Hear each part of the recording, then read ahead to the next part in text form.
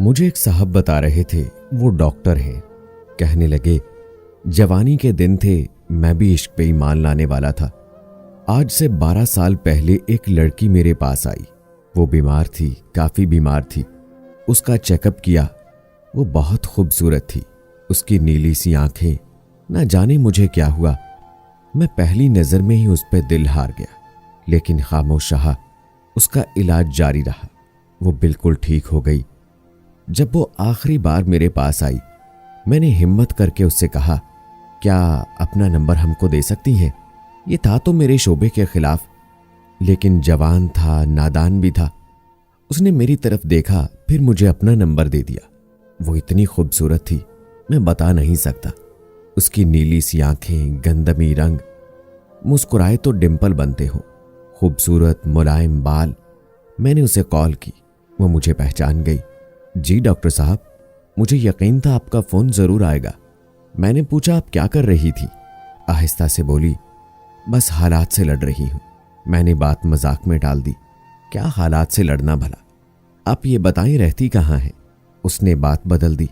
Doctor साहब छोड़े ना, मैं कहाँ रहती हूँ। आप बताएं, आप क्यों करते हैं मुझे कॉल, क्यों लिया मेरा नंबर?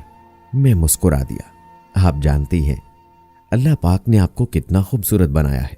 आप बहुत प्यारी हैं। वो खामोश हो गई। डॉक्टर साहब, प्यारा होने से क्या होता है?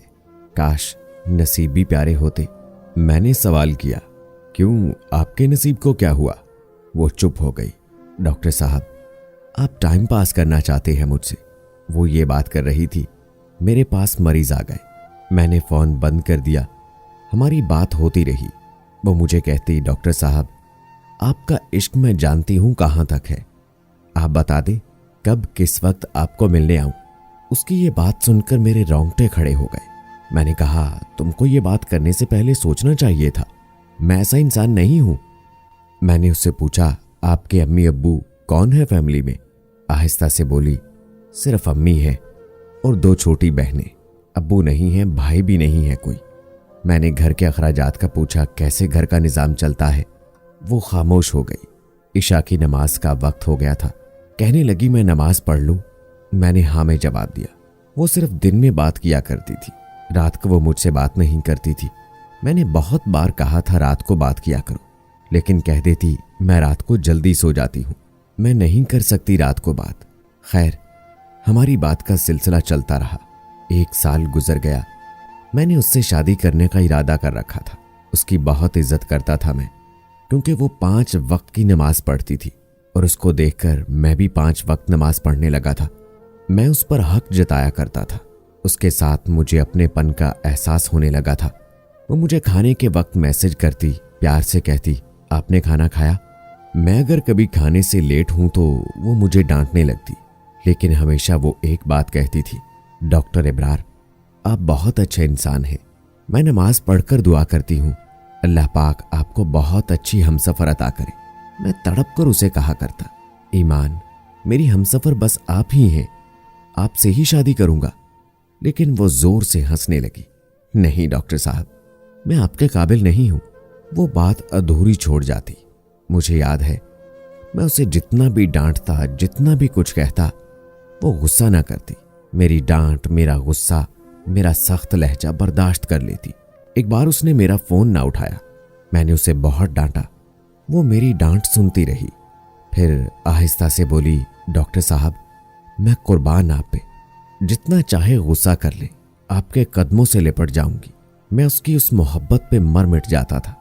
घर में मेरी शादी की बात होने लगी। मैंने अम्मी अब्बू को बताया, मुझे एक लड़की पसंद है, मुझे बहुत अच्छी लगती है, मैं उसी से शादी करूंगा। अम्मी अब्बू ने भी हाँ में हाँ मिलाई। ठीक है पुत्र, जैसे तुम कहो, जिंदगी तुमने गुजारनी है। मैंने अपनी बहन, भाभी, अम्मी सबको ईमान की तस्वीर दिखाई। सबको बहुत अच्छी लगी। वो थी ही बहुत खूबसूरत। मैं बहुत खुश था। सब कह रहे थे जल्दी से ईमान के घर जाएंगे रिश्ता लेकर।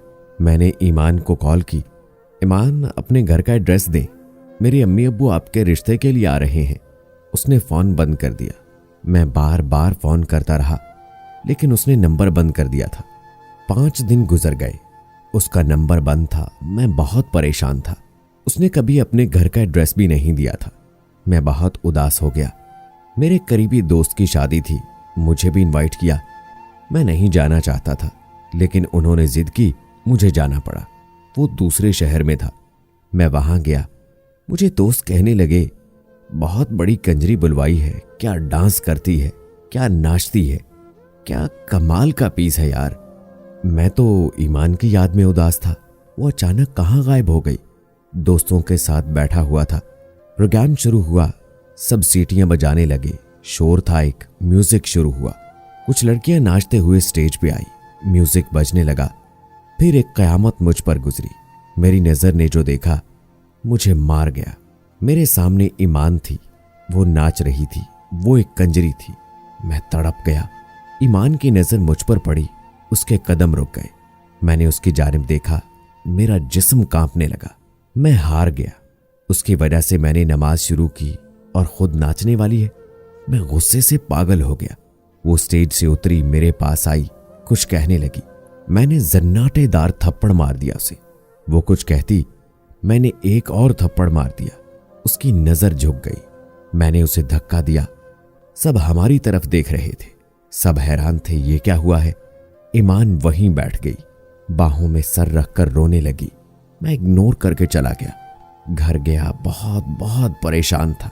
नफरत सी हो गई थी ईमान से, उस पे बहुत गुस्सा था। सारी रात तड़पता रहा। दोस्त हैरान थे, क्या हुआ। मैं 2 दिन ड्यूटी पे ना गया। फिर जब अस्पताल गया, मैं मरीज चेक कर रहा था। एक लड़की मेरे पास आई, डॉक्टर साहब आपसे बात करनी है। मैंने हाँ में सर हिलाया। डॉक्टर साहब, ईमान। मैंने ईमान का नाम सुना, चिल्लाने लगा, उसका नाम ना लो। वो लड़की आहिस्ता से बोली, डॉक्टर साहब बस एक बार सुन ले, वो बेचारी हालात से हारी हुई है। वो गंदी लड़की नहीं है, वो मजबूर है। अब बस एक बार उसके घर आकर देख ले, सब समझ जाएंगे। एक बात कहूं डॉक्टर साहब, वो आपसे बहुत प्यार करती है, लेकिन खुद को आपके काबिल नहीं समझती थी। हर वक्त आपकी बातें करती रहती थी, हर वक्त आपका जिक्र करती। एक बात बताऊं, वो बहुत अच्छी है, प्लीज उसे संभाल ले। वो थक गई जिंदगी से लड़ते लड़ते। उसकी माँ कैंसर की मरीजा है, बहनें छोटी हैं, स्कूल पढ़ती हैं। वो इज्जत से जीना चाहती थी, लेकिन जमाने ने उसे नोच खाना चाहा था। बस इससे आगे कुछ ना बोलूंगी, मैं कुछ ना कहूंगी, उसे माफ कर देना। मैं खामोश था। रात को घर आया, बहुत उदास था। ईमान के घर का एड्रेस मुझे वो लड़की बता गई थी। मैं अम्मी अब्बू को साथ लिए दूसरे दिन ईमान के घर चला गया। दरवाजे पे दस्तक दी, उसकी छोटी बहन ने दरवाजा खोला। हम घर में दाखिल हुए। ईमान की अम्मी चारपाई पे लेटी हुई थी। हम पास गए। अम्मी खांसते हुए उठी, आप लोग? मैंने तारुफ करवाया, मैं डॉक्टर हूं। ईमान नमाज पढ़ रही थी। अम्मी अब्बू बात करने लगे, हम आपकी बेटी का रिश्ता लेने आए हैं।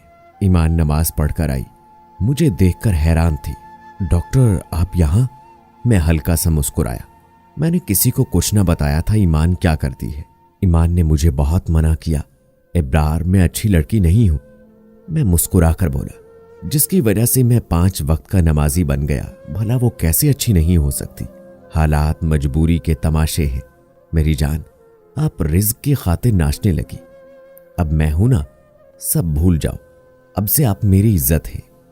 ईमान बिलक बिलक कर रोने लगी। सब बहुत खुश थे। हमारा निकाह हो गया, हमने शादी कर ली।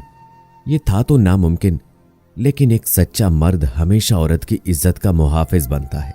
शायद मैंने भी वही किया। मैंने कभी किसी को नहीं बताया ईमान नाचने वाली थी। उसके हालात और वक्त ने उसे कंजरी बनाया था। मैं क्यों कर उसके दामन पे कीचड़ उछालूं।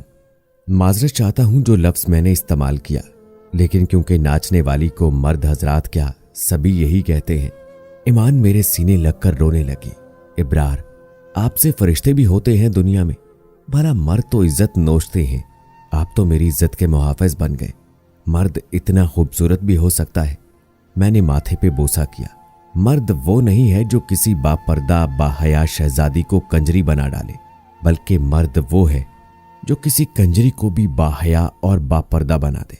आजकल अक्सर मर्द भूखे कुत्ते की तरह औरत को नोचना चाहते हैं, औरत के किरदार पे भौंकने लगते हैं, लेकिन कोई किसी के माजी की जानिब नहीं देखता। न जाने कितने दर्द, कितनी मजबूरियां, कितने दुख उठाए जी रही होती है।